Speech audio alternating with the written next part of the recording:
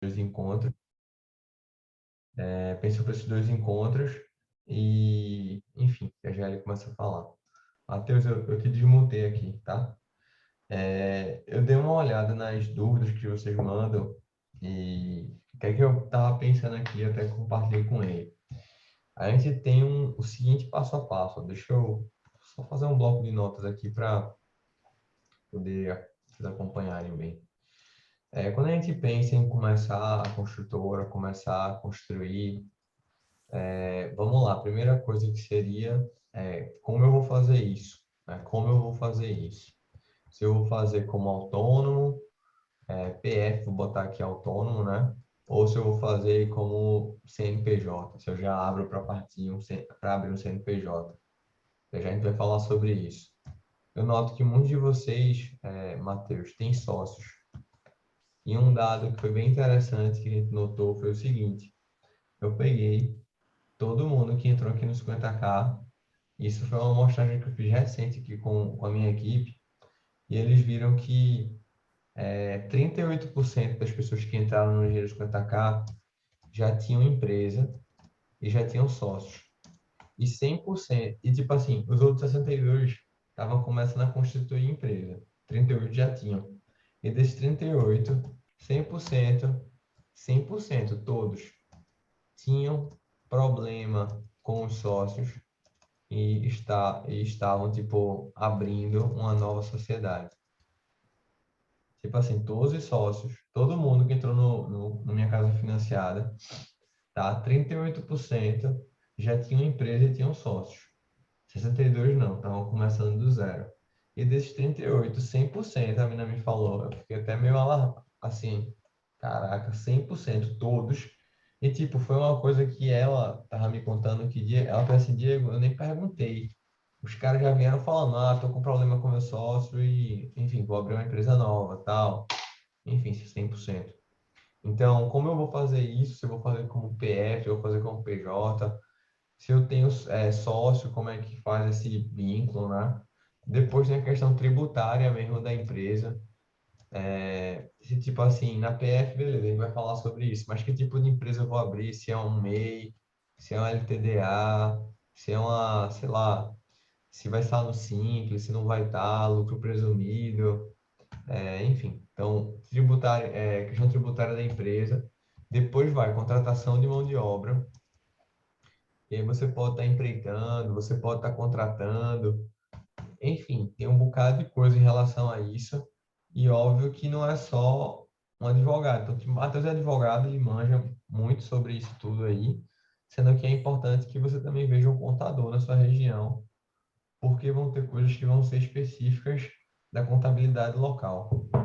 Então, Matheus, se apresenta rapidinho para o pessoal aí. E eu acho que tu já consegue compartilhar a tela do que tu preparou.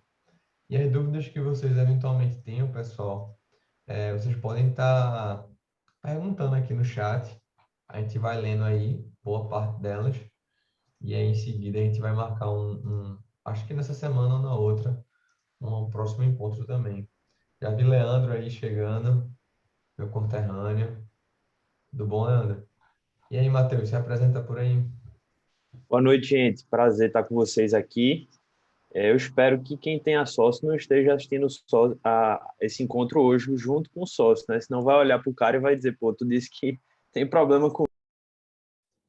Eu fiz uma apresentação sobre acordo de sócios uma vez, aí é um negócio tão tenso assim, você lidar com sócio. Na apresentação que eu fiz para uma rede de franquia, eu coloquei cenas do filme do Facebook, não sei se vocês já viram, né? E o grande problema ali a grande bronca foi um problema com o sócio. Aí no final o clima estava meio tenso. Aí eu disse, gente, agora vamos se abraçar. Cada sócio abraça o outro sócio, dá um abraço e tal, porque é um tema que às vezes é espinhoso, né? Mas brincadeiras à parte, vamos lá.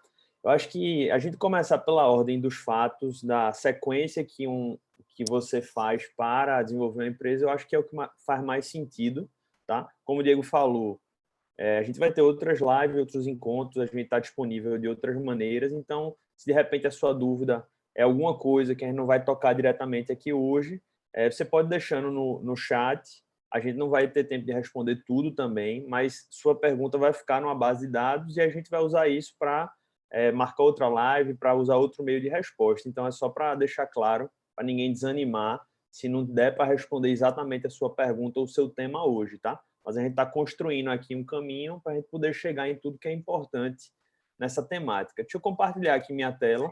Vocês estão vendo minha tela? Beleza, Matheus. Então, né? Eu fiz um PowerPoint aqui bem simples, bem objetivo. Deixa eu ver se eu consigo alterar aqui. E aí eu quero começar logo com essa pergunta. Como é que começa, né? Eu acho que é a pergunta que alguns podem estar se fazendo aqui, que ainda não tem empresa. Então, se você já tem empresa, tem um pouquinho de paciência, a gente chega lá. Mas antes vamos falar com quem não tem, né? Então, a grande pergunta é, eu começo como autônomo. O que é um autônomo? É a pessoa física. A gente chama autônomo, normalmente, aquele que está como pessoa física, usando o seu próprio nome. Esse é o mais natural, porque antes de você dar um passo maior de constituir uma CNPJ, de contratar contador, de começar a pensar em tributação, você começa, de repente, eu escuto até Diego às vezes falar, né? Tenta fechar primeiro o primeiro contrato, quando você estiver fechando, você já começa a providenciar o CNPJ, né, isso, Diego?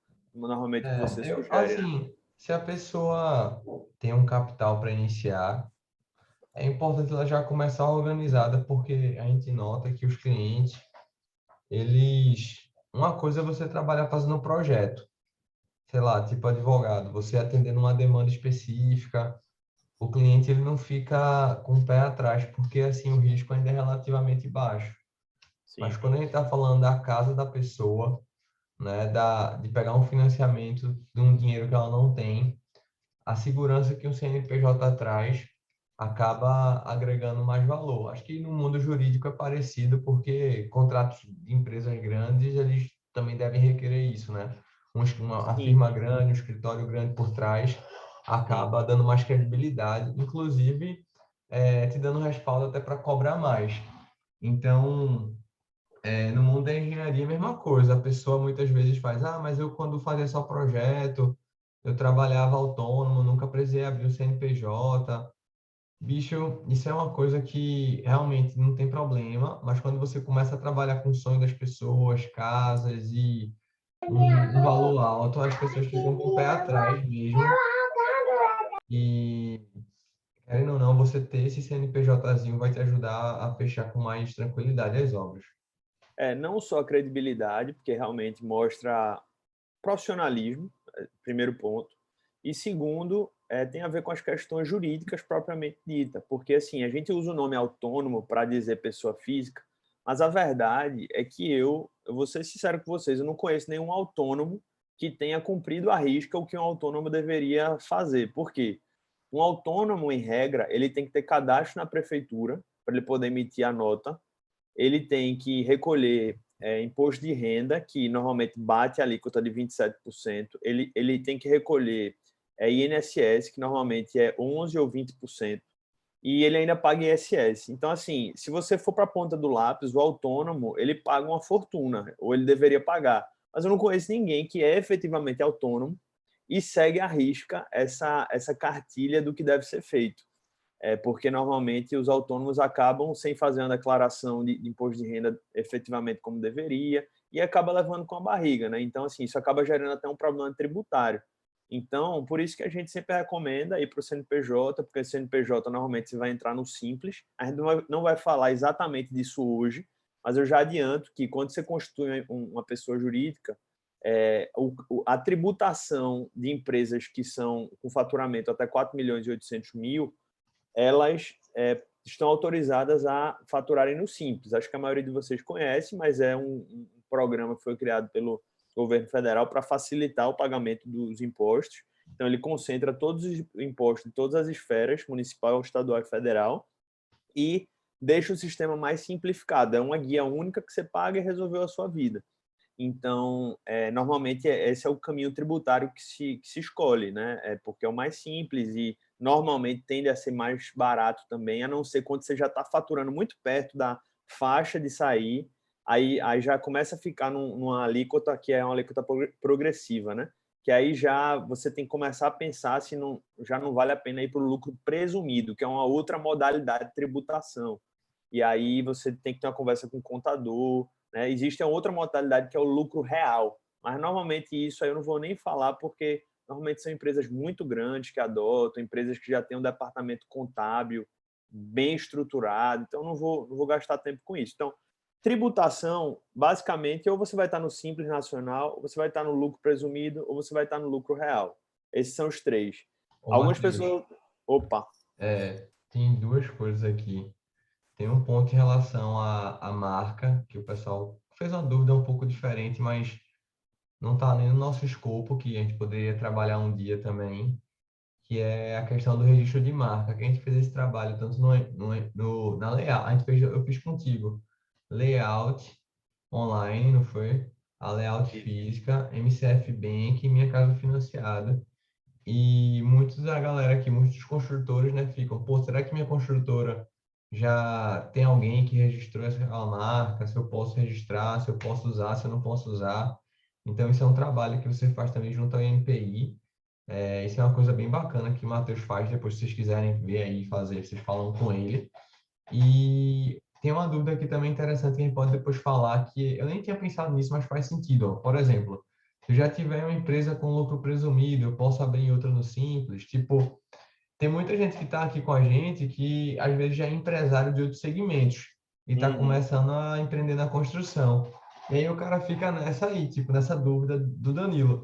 Não precisa responder agora não, depois a gente fala sobre isso, mas só para a gente se ater, Matheus, que tem esses pontos aqui também. Isso é uma pergunta relevante, porque realmente existem restrições legais para você aderir ao Simples.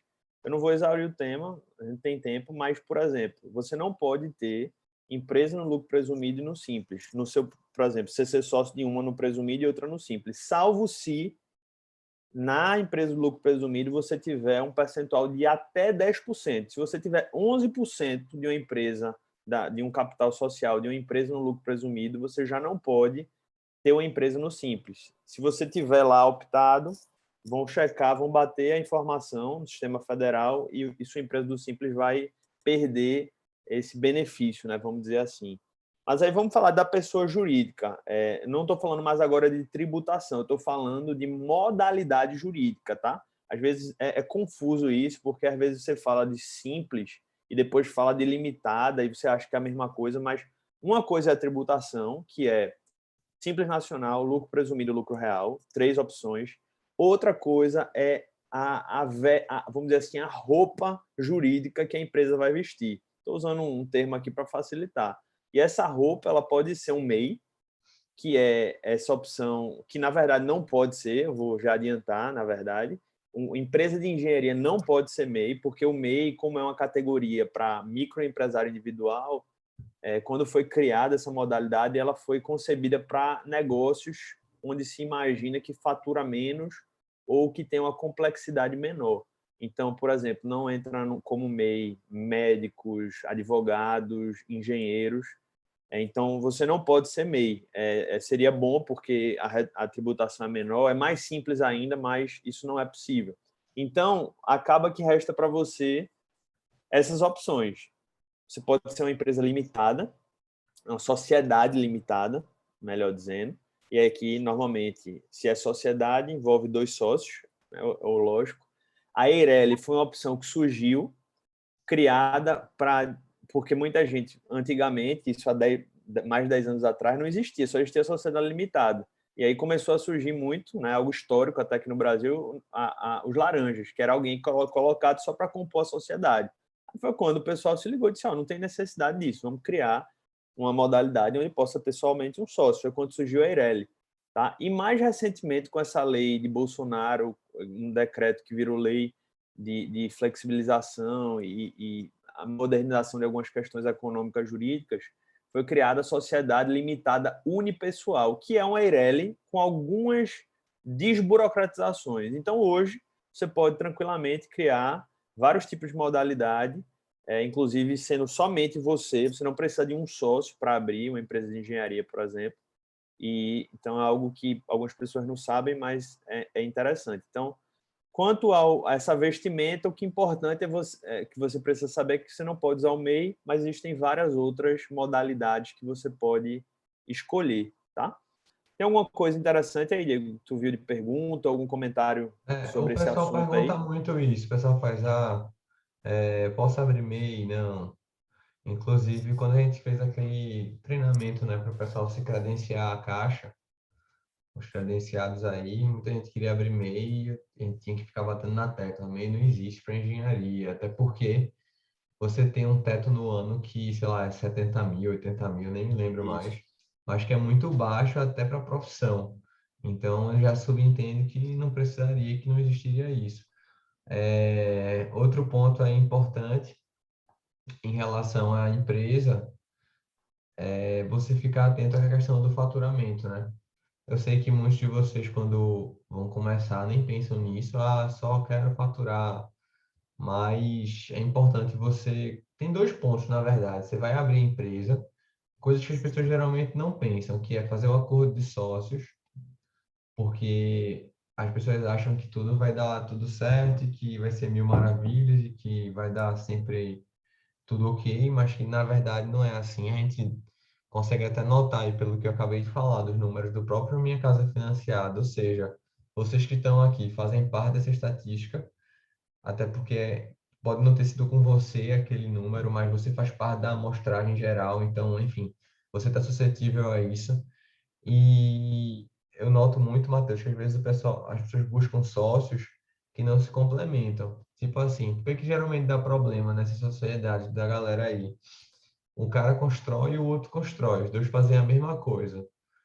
Daqui a pouco, tipo, não faz sentido ter os dois, sabe? E aí começa a ter esses problemas. Quando você tem um sócio que não, um é um cara comercial, que está na rua, está falando com o cliente, está cuidando do negócio, está captando as obras, e o outro é um cara que está executando, está fazendo compra de material, está tomando conta dos detalhes construtivos, isso tende a fazer um casamento legal porque um precisa do outro. Mas se os dois Hum. só vendem, ou se os dois só constroem, isso acaba que fica meio que desbalanceado. Então, antes de abrir a empresa, na verdade, acho que o Matheus poderia ter até botado um passo aí, tipo, o primeiro passo de tudo, o que é que você faz? Você busca um advogado e faz um acordo de sócios aí, deixa claro o que cada um vai fazer, as regras do jogo, se morrer, o que que acontece. A gente fez isso aí, esse trabalho com o Matheus, é um trabalhozinho que tem que ser feito. E aí, em seguida, você vai abrir a empresa com o contador, porque o contador ele não vai fazer nada disso não, pessoal. O contador ele só vai pegar um contrato padrão, muda o nome de um, muda o nome do outro e manda para a junta comercial, né, Matheus? Isso. O acordo de sócio, ele tem uma abrangência que ela é bem grande, ela pode envolver vários assuntos. Envolve assuntos bem delicados, como a morte, por exemplo. Às vezes a pessoa não cogita isso, mas é algo que acontece. Todo mundo vai morrer um dia, às vezes acontece antes do que a gente espera. E aí você deixa um pepino para sua família que você nem imaginava, porque e aí, a pessoa vai herdar a cota, não vai entrar no negócio ou não? Como é que fica isso? Envolve delimitar essas funções e colocar isso no papel. Então, assim, tem uma lista enorme de coisas que no contrato social que vai para a junta, o contador só segue o contrato que ele tem como minuta lá, ele não muda nada. Salvo raros casos, se você apontar alguma necessidade, ele vai fazer alguma modificação, mas ele tem a minutinha dele lá no computador, aí você liga para ele, eu quero abrir a empresa, ele vai pegar a minuta, vai botar seus dados e vai registrar, entendeu? Então, isso é uma coisa que realmente acaba ajudando muito, antecipa e impede vários problemas, e é um investimento que pode realmente ser bem crucial Tem duas no dúvidas aqui, andamento aí. Matheus. Tem uma dúvida que é o seguinte, ó, por exemplo, aqui, Vital perguntou, a sociedade pode ser 50%, 50-50, ou deve haver um sócio majoritário? Ou é indicado que se tenha um, ou não tem nada a ver? Não, veja, pode ser 50-50, dependendo da maneira como você lida com o outro sócio, das expectativas que há. O 51% versus 49% define que há, vamos dizer assim, uma palavra final. Mas eu acredito que se você delimita as atividades, isso está resolvido, porque se você entende mais da área comercial e o outro entende mais da área técnica, você divide as tarefas e essa palavra final ela está resolvida pela delegação de competências. Então, eu não vejo essa, vamos dizer assim, esse problema de um contrato 50-50, tá? Não vejo problema, não. Tem uma outra dúvida que é necessário um espaço físico para abrir uma PJ? Não, hoje em dia existem as opções de escritório virtual, né? Todas as cidades já têm, você encontra aí, paga aí, sei lá, R$ 500, 700, no máximo 1.000 talvez por ano. Você registra o seu endereço e fica lá recebendo como uma caixa, toda a correspondência, tudo que precisar, usa a caixa postal lá dessa empresa, desse escritório virtual e está resolvido. Você não precisa de uma sede física, não, necessariamente. Beleza. Certo? Então, eu posso Uhum. seguir aqui com a questão da contratação de mão de obra. Vai lá. Tá, eu vou seguir aqui, tá, gente? Como eu falei no início, para quem chegou depois, a gente está tratando de alguns temas específicos, porque a pauta era maior, mas eu falei para Diego, eu não, acho que a gente não vai conseguir falar sobre tudo. Então, vamos focar em alguns temas. A gente colhe as perguntas que a gente não conseguir tratar hoje, a gente marca outra live, aprofunda outros assuntos, né? Então, por exemplo, hoje eu nem aprofundei a questão de tributação, não falei tanto da questão de acordo de sócio, a gente pode deixar para falar sobre isso só em um tema aí específico. Mas contratação de mão de obra, gente. Eu estou com 2 slides aqui, eu já adianto para vocês. Um é um tópico que gira em torno da natureza trabalhista da contratação e o outro da natureza civil. Vou explicar para vocês, mas eu já estou adiantando quais são essas duas divisões principais. A natureza trabalhista ela vai ter mais a ver com, imagino eu, com empresas que já são um pouco maior, né, que já estão contratando pessoas com carteira assinada, já estão formando um time e tal. Então, de repente, você está começando aqui agora, de repente você não está pensando tanto nisso ainda, mas é importante você ouvir porque vai chegar um momento, se Deus quiser, você vai também estar formando a sua equipe aí, tá? Então, eu achei bem interessante preparando essa apresentação aqui, que eu fui sistematizando várias modalidades de contratação seletista, trabalhista, que muitas pessoas nem conhecem. A primeira é a contratação normal. Você contrata a pessoa lá 8 horas por dia, sem tempo determinado. Se você for demitir, tem que dar aviso prévio. Se ela for sair, tem que pedir aviso prévio. Essa é a modalidade padrão, todo mundo conhece, não vou me alongar. Mas existe uma outra modalidade interessante, que é o contrato de obra certa, está lá prevista nessa lei aí, 2.959. E qual é a vantagem dessa contratação? É que você contrata a pessoa já dizendo, olha, você está sendo contratado para essa obra, então, ou para essa fase da obra. Então, acabou aquela fase ou acabou a obra, independentemente se foi 6 meses ou um ano, você já pode dispensar a pessoa, dar baixa na carteira, sem pagar, obviamente, aviso prévio e sem pagar a multa do FGTS, que é uma multa alta, 40%. Então, a vantagem é que você não precisa ficar pensando, e aí, será que eu vou precisar já dar o aviso prévio à pessoa? E outra, eu diria que até uma vantagem maior, talvez, não pecuniária, não financeira, mas uma facilidade, uma vantagem na relação com o seu empregado.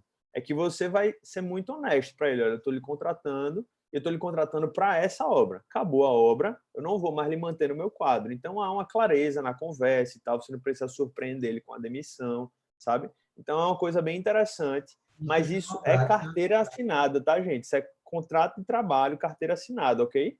isso, Falou, Diego? isso já meio que existe na construção convencional, só não é formalizado, né? É muito comum o pessoal chamar um pedreiro aleatório e manda o cara construir e não registra nada.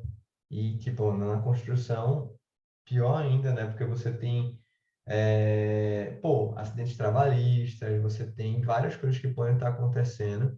Então, é um pouco perigoso você ter uma pessoa aí na sua obra que ele não é, por exemplo, nem está lá como prestador, como MEI, e nem está como contrato de obra certa, e nem é funcionário. Ele é o quê, Matheus? Ele não é nada, né? Então, se der qualquer tipo É de isso, problema, você é responsável pela pessoa a vida inteira. Ó, o pessoal está isso é um perguntando problema se pode. sério. Tem duas dúvidas aqui, ó.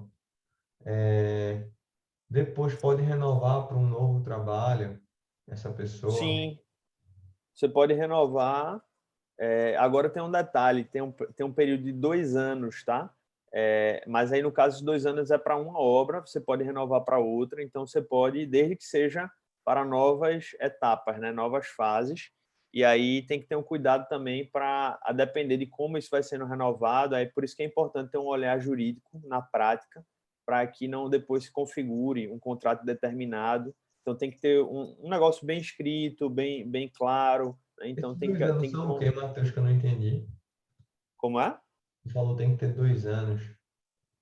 Não, pelo que a legislação traz, é no máximo 2 anos essa obra. Então não pode ser, eu estou contratando você para uma obra de 4 anos, Ah, entendeu?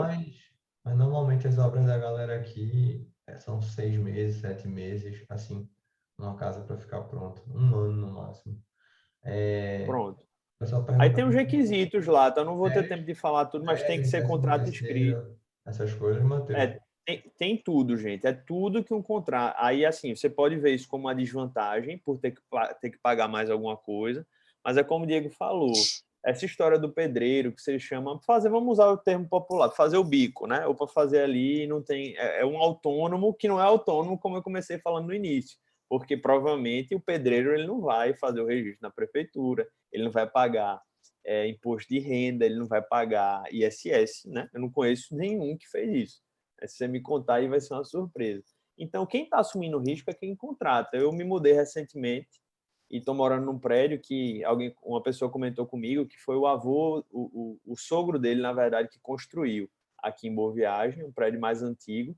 E aí ele comentou, rapaz, essa obra deu uma bronca arretada porque caiu uma máquina em cima de um pedreiro, morreu, decepou a cabeça, a construtora teve um problema pelo resto da vida. E aí, eu não sei como foi nesse caso aqui, mas imagina que o construtor, né, quem está responsável pela obra, não tem contrato, acabou-se. É na justiça quem responde, não só pelo dano moral da morte, mas por sustentar toda a família dele, por exemplo, se ele não tiver no INSS, é o consultor. É um dano moral, é um dano material para a vida toda, entendeu? Além do risco, eu não vou usar só a situação extrema, mas do risco de uma atuação do Ministério Público, de uma reclamação trabalhista, que é algo muito comum hoje, enfim, né? Tudo isso vocês já sabem, tá? Matheus, Então, oi. o pessoal falou assim também, eu poderia contratar ele como MEI, mas também tem algumas implicações, né? Tipo, acho que tu deve falar aí, né? Um pouco sobre Eu isso. vou falar aqui depois dessa natureza civil. O MEI já muda a natureza, porque natureza trabalhista é contrato, é carteira de trabalho assinada, tá? Então eu vou focar nesse aqui, depois eu vou para a natureza civil e vou falar dos riscos que envolvem a natureza civil que o MEI estaria dentro. Aí vamos voltar aqui para a natureza trabalhista. Além do contrato de obra certa, o contrato de experiência é um contrato mais conhecido também. Por exemplo, eu vou contratar a pessoa, não conheço ela. Eu vou, em vez de contratar logo direto, eu faço um contrato de experiência de 90 dias, 30 mais 60. Aí vejo a pessoa durante 30 dias. Ela não é maluca, não, mas eu quero ver mais tempo, vamos mais 60 dias. Aí no final de 60 você diz, eu vou manter, vou renovar o contrato e fica indeterminado. Ou então não, eu vou já dispensar. Aí é bom que você já tem como dizer para a pessoa, a gente já tem um contrato de experiência, não vou querer renovar. A vantagem, assim como o contrato de obra certa, é que você não paga as multas, né, nem aviso prévio. O contrato de trabalho temporário é uma outra modalidade e ele é um contrato que é previsto para algumas situações específicas, onde normalmente há por exemplo, há um aumento de demanda, há algum tipo de, vamos dizer assim, necessidade especial que surge, e aí você faz o contrato temporário, só que tem um ponto aqui, esse contrato de trabalho temporário ele é feito com uma empresa que tem trabalhadores temporários, tá? Então você não contrata diretamente com a pessoa, você é intermediado por essa empresa de trabalho temporário. É uma coisa mais específica, não sei se pode interessar alguém na prática. A vantagem é que essa empresa ela já tem um quadro de funcionários que já são treinados naquela área, e aí você contrata e aí você tem essa mão de obra para uma situação específica e temporária, tá? Como assim, Matheus? Eu contrato uma empresa que ela fornece essa atividade específica, tipo, sei lá, uma empresa terceirizada de limpeza, alguma coisa assim, não? É, eu confesso que eu não sei como é que funciona. Não tenho exemplos claros de empresas na área de engenharia, mas deve existir. Posso até procurar.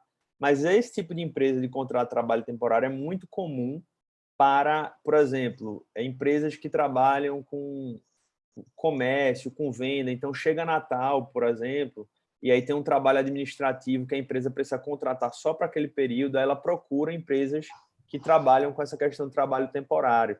E aí ele já tem todo um know-how e tem toda uma equipe que está procurando pessoas para esse tipo de trabalho mais rápido, sabe? Então, eu posso pesquisar para saber se existe algum tipo dessa configuração na seara da engenharia, na seara da construção civil, tá? Uhum. E esse contrato intermitente, eu vou abrir até aqui o artigo 433 da CLT, que eu queria ler com vocês para facilitar até aqui a leitura. Deixa eu abrir aqui para vocês. Estão vendo minha tela? Não, tira aí e compartilha de novo. Tá no PowerPoint. Então, deixa eu abrir aqui. Tá no PowerPoint ainda? Aí se tu sair e entrar de novo, tu já compartilha certo. Então, deixa eu ler aqui.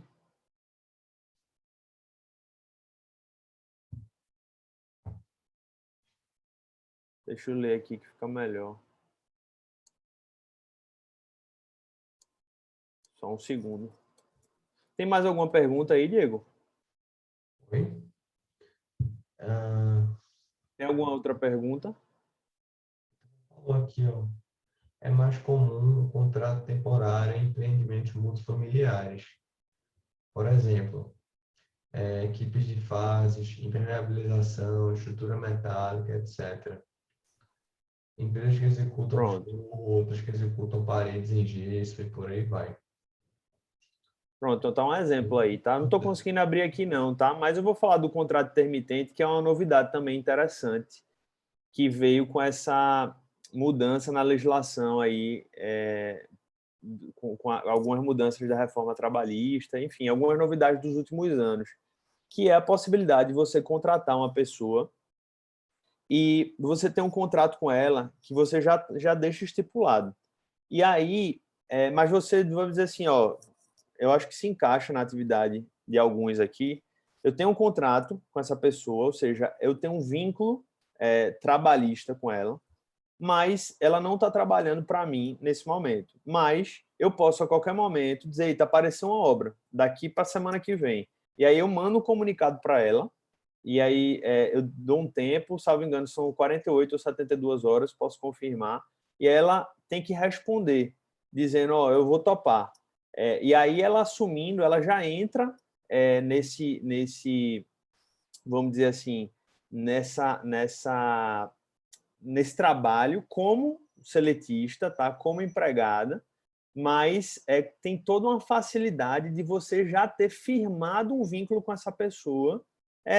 Como o Diego falou, o que normalmente se costumava fazer com alguns pedreiros, de dizer, chama o cara lá, ele vai querer prestar esse serviço. Só que a diferença é que você já tem alguns vínculos estabelecidos e agora você convoca essa pessoa e ela já está fazendo parte do teu time oficializado na tua empresa.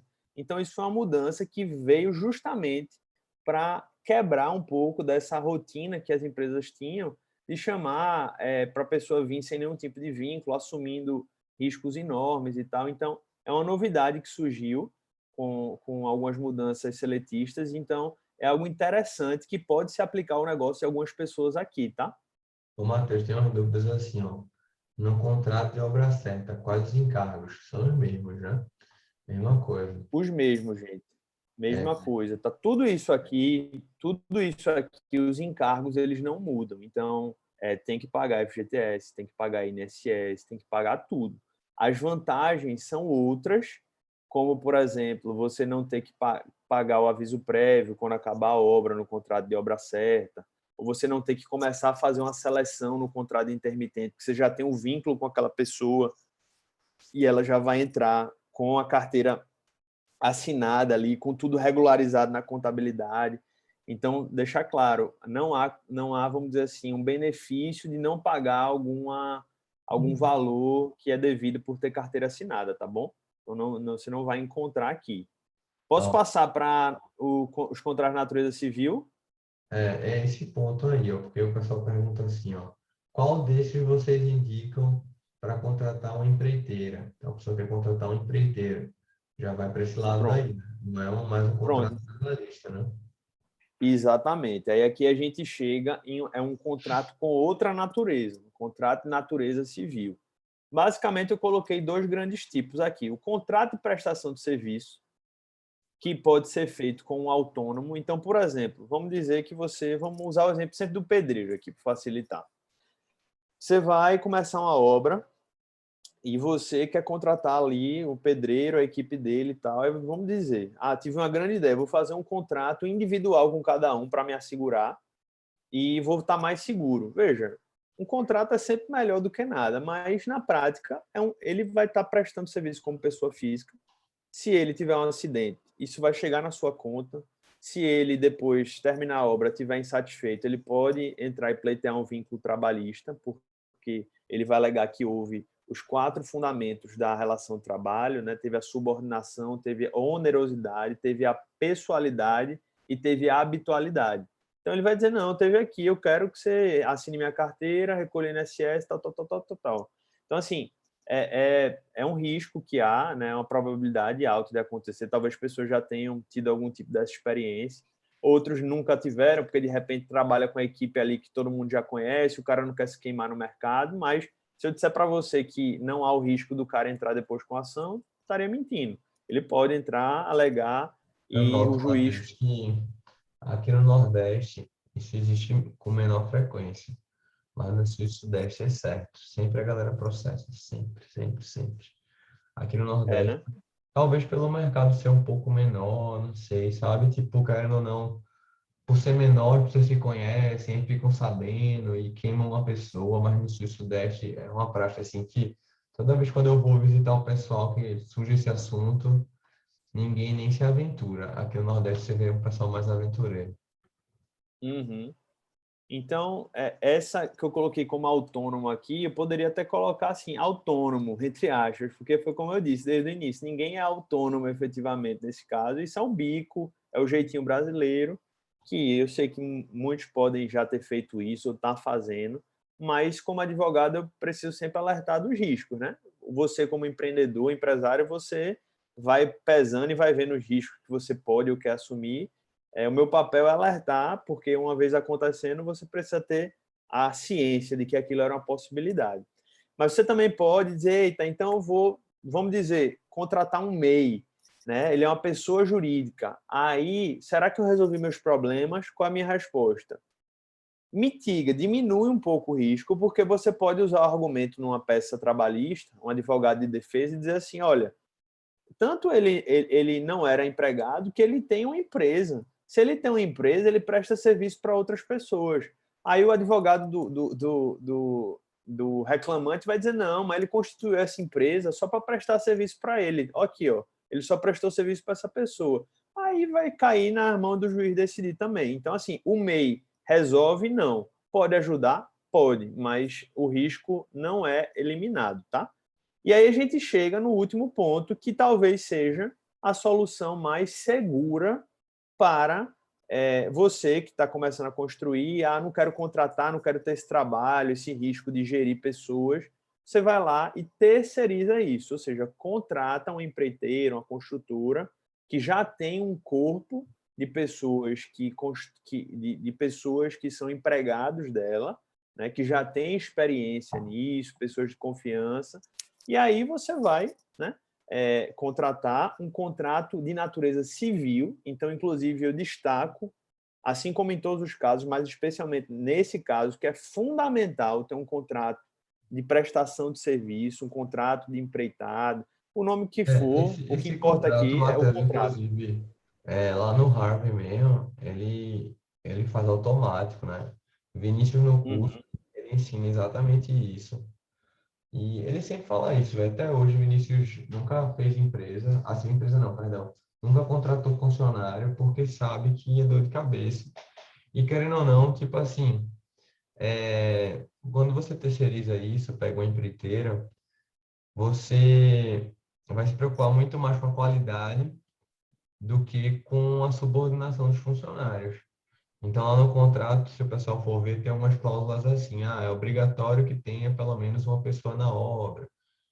Porque, tipo, tem momentos e momentos, né? Tem momentos que, como a empreiteira, ela ganha exatamente dessa rotatividade, Tem dia que ela coloca 10 pessoas na obra para fazer um negócio, mas tem dia que já não precisa tanto, está esperando. Então, ela fica rotacionando a equipe.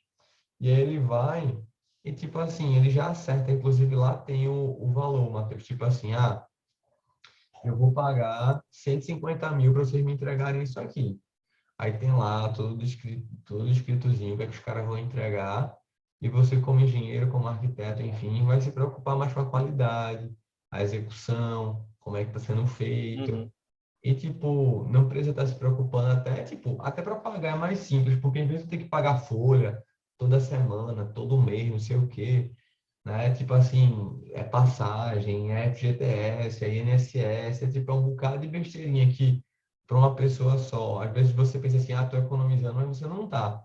Eu noto que começa a fazer sentido para uma pessoa contratar funcionários quando o cara tá lá com 5, 6, 7, 10 obras rodando ao mesmo tempo e aí ele consegue ficar rotacionando a equipe dele nas obras, sabe? Mas para uma pessoa que Uhum. está começando, ou uma pessoa feito o Vinícius, que o foco dele não é construir, são fazer outras coisas, ou construir mais um negócio, você contratando uma empresa para isso, um CNPJ, você pode até, tipo assim, focar no que você é melhor. Tipo assim, querendo ou não, que Vinícius não dá tempo do cara construir e vender. Pensa bem no cara, ele tinha que construir, tinha que vender, fazer projeto e construir. Então é muito melhor, por mais que você perca um pouco, entregar nas mãos ali da construtora, da empreiteira, e focar em captar e fechar clientes. Então, é nesse ponto que, é como eu tinha falado lá no início, tipo, será que faz sentido para você já começar com um sócio? Porque, tipo, a empreiteira, no caso aí, é como se fosse seu sócio, ele vai ganhar uma parcela boa do negócio. Então, se é só Uhum. Vinícius, é só você, é só Júnior, é só Alexandre, beleza, entendeu? Mas você tem mais uma pessoa, essa outra pessoa começa a ficar tipo, para que eu tenho que ter um outro sócio para tomar conta de uma obra sócio, eu tenho um empreiteiro lá. Ah, não, eu tenho 8, 10 obras, beleza. Mas, tipo, tu quer tem uma, tem duas, tem três, não faz nem sentido, entendeu? Uhum. É como se fosse um outro negócio que surge, né? Porque, pelo que eu noto, o Diego fala, se você é muito bom em vender, vale a pena talvez você focar em vender e deixar para quem já construiu o time dele e já tem essa parte burocrática rodando e esse trabalho acontecendo, deixa ele fazer isso. Contrata ele, você perde um pouco do lucro, entre aspas, mas você está ganhando porque você está gerando outros negócios. Então, essa é uma decisão empresarial, né? Mas que faz todo sentido porque realmente você viu, né? Todos os desafios que há nessa questão da gestão trabalhista. Agora tem uma coisa Matheus, importante aqui, tá? Tem uma tem coisa, uma só para não dúvida esquecer, aqui. Diego, tem uma coisa Olha, importante aqui, que é o seguinte: você tem que ter o cuidado, tem que ter a cautela quem você escolhe, porque se esse não é tipo, eu contratei o cara, então se ele não estiver pagando os funcionários dele, eu não estou nem aí, porque eu só contratei ele. Não, você pode acabar sendo acionado na justiça quando o funcionário dele entrar contra ele, colocar o seu nomezinho lá e dizer: não, mas eu trabalhei para ele, eu quero responsabilidade subsidiária, solidária, o que for. E aí o juiz bota para dentro também. Então você precisa fiscalizar, inclusive há contratos que eu já vi, já elaborei, de dizer, o contratado, a empreiteira, ela tem a obrigação de, sei lá, 10 dias depois que rodou a folha, de mandar os comprovantes de FGTS, INSS para a contratante, porque aí você faz essa gestão e você até acompanha o real time, porque se o cara atrasou um mês, meu amigo, você já sabe que você pode até rescindir o contrato com ele usando esse argumento se estiver previsto contratualmente, sabe? Então isso dá uma segurançazinha para você. Pouca gente faz isso, mas é também uma maneira de eliminar riscos, tá? De ficar mais seguro. beleza. Ia falar, Diego? Não é isso, porque às vezes o pessoal fica, tipo, a galera tem esse meio que preconceito, não, mas a equipe não é minha e tal, mas, bicho, construção, nunca existe uma equipe só que faz tudo, sempre é assim. É um cara que é da esquadrilha, outro cara que é do mármore, outro cara que é do gesso, outro cara que é pintor, sabe? A construção civil, ela é um artesanato, na verdade, né? E o grande detalhe lá para o cliente é que o nosso business não é construir. O que vocês precisam entender é isso, pô. O nosso negócio aqui não é construir, construir é o de menos. Onde você ganha no negócio é resolver o problema financeiro do cliente, porque construir qualquer um maluco construía. Pelo cliente em si, o cliente que tem dinheiro não vai contratar ninguém que está aqui, porque ele faz, eu contrato o Zé Buchudinho, ele faz a casa para mim, vai ficar um lixo? Vai, mas eu quero um lixo mesmo, entendeu? Essa é a cultura do brasileiro. Qual é o seu trabalho se é a empreiteira que vai construir? Pô, seu trabalho é fazer o projeto, é sonhar o sonho do cliente, é fazer a compra do terreno correta, é você chegar lá e fazer toda a parte de documentação, é levantar o recurso e botar na conta do cliente. E outra, o trabalho do engenheiro em nenhum momento é construir, pô. E do arquiteto, é fazer com que tudo ali saia com qualidade. Então, para o cliente é bom ter você por um motivo apenas, olhando como um profissional, é que o acabamento vai sair bom, do jeito que ele sempre quis. Isso é o que você vai assegurar. Acabou-se, pô, seu business é esse aí. Matheus, eu vou fazer o seguinte, tem um bocado de dúvida aqui, tu pode dar uma olhada, mas assim, eu vou passar um formulário para a galera, que é melhor, que aí eu passo um forms, e depois a gente pode fazer uma outra aula só sobre as dúvidas do formulário. Pode ser? Pode ser, beleza, fechado. Eu acho que a gente direciona, né, com essas perguntas e marca um outro encontro, né? Tem um bocado de dúvida aqui, pessoal, mas fiquem tranquilos. Eu vou fazer um formulário aqui agora, e aí eu coloco para vocês lá no Telegram. Eu digo assim, ó, coloquem aqui, porque aí o Matheus faz uma sequência lógica também das dúvidas que ele responder, e coloca lá. Mas então, resumindo, Matheus, do que a gente falou aí para o pessoal. Tá, então hoje a gente focou em dois temas, que foi como iniciar. Então, acho que o que fica de lição é, tão logo você possa constituir o CNPJ, isso vai trazer mais credibilidade para quando você estiver fechando o contrato, isso vai trazer mais segurança quanto à questão tributária. Então, o CNPJ é sempre a melhor saída. Então, aí não pode ser MEI, né? Para quem de repente chegou depois, o MEI o engenheiro não é permitido ser MEI. Então, você vai ter que ser uma sociedade limitada, uma EIRELI, uma sociedade unipessoal, enfim. E aí, normalmente, você vai caminhar na tributação do Simples, que é o faturamento anual de até 4.800.000, tá? E em relação à maneira de contratação, a contratação de mão de obra, você vai ter sempre as duas vias. Ou você ir para um caminho trabalhista, que é, em palavras objetivas, carteira assinada, azulzinha, na qual tem FGTS, tem INSS, tem tudo que o empregado recebe. E a vantagem que há para quem está contratando nesse caso é ter a pessoa, vamos dizer assim, subordinada, você sabe que conta com ela naquele horário, você elimina um risco trabalhista. Os ônus todo mundo sabe, né? É uma maior carga financeira, enfim, tem outros valores agregados. Ou então você pode ir para um caminho onde há a natureza civil do contrato, que o mais seguro foi o que a gente chegou à conclusão aqui, e que talvez até facilite você prospectar novos clientes, é contratar uma empresa, uma empreiteira que já tem essa equipe, que já trabalha com isso, que já tem funcionário contratado. E a sugestão é que você possa, no contrato com essa empreiteira, que é um contrato fundamental, tá? Não só pela questão de você estar, vamos dizer assim, fiscalizando se ela está pagando direitinho os empregados dela, mas eu diria que ele é fundamental também, porque vamos dizer que tu contrata essa empreiteira e tem um problema grande na obra. O que é que foi estabelecido contratualmente? O cliente ele vai cobrar de você, beleza, mas você não vai poder dizer para o teu cliente, não, mas eu contratei essa empreiteira, a culpa é dela. Não, você está representando, você vai ter que fazer a frente, mas com um contrato bem claro, com um contrato bem amarrado, que atenda às peculiaridades daquela obra, daquela relação, você vai poder eventualmente depois, ou numa negociação com ele, ou na justiça até, se chegar num nível desse, você vai dizer, olha, tá aqui, ó, a gente tinha um contrato, ficou estabelecido que se houvesse um atraso, você ia pagar tanto, que de repente qualquer problema que surgisse ia ser resolvido dessa maneira. Então, esse contrato com a empreiteira pode ser que surja algumas coisas aí importantes que a gente pode colocar nesse contrato para lhe resguardar como quem está à frente, né, nessa relação com o cliente, tá? Então, acho que esse é o resumo aí, Diego. O pessoal perguntou em relação ao registro da marca. Eu botei teu número aqui, que é o 81986117444. Mas fala um pouco sobre a importância de registrar a marca, que é uma coisa que muitas vezes as construtoras não fazem.